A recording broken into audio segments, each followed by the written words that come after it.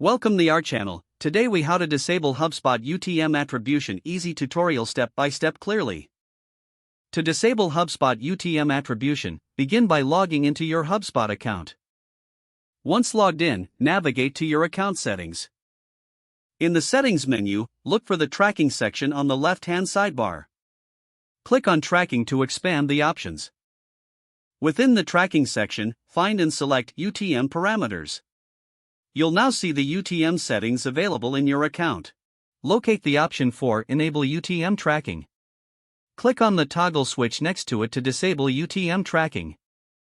After disabling, be sure to save your changes by clicking the Save button at the bottom of the page. To confirm the changes, you can return to the UTM Parameters section to verify the status. Now, UTM attribution is successfully disabled in your HubSpot account. This will ensure that your tracking preferences are set according to your needs. If the page does not load, refresh the browser or try again in a private or incognito window.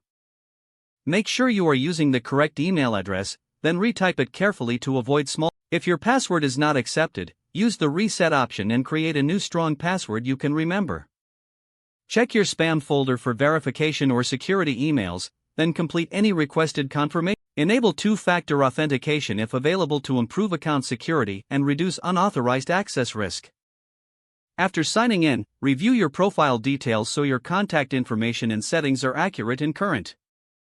If you see an error message, note it down and try again after restarting your device and internet connection. Log out when you finish, especially on shared devices, to keep your account and payment information secure. If the page does not load, refresh the browser or try again in a private or incognito window.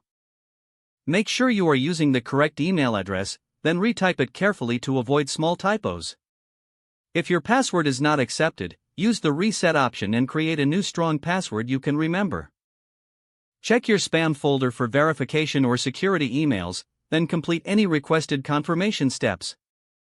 Enable two-factor authentication if available to improve account security and reduce unauthorized access risk.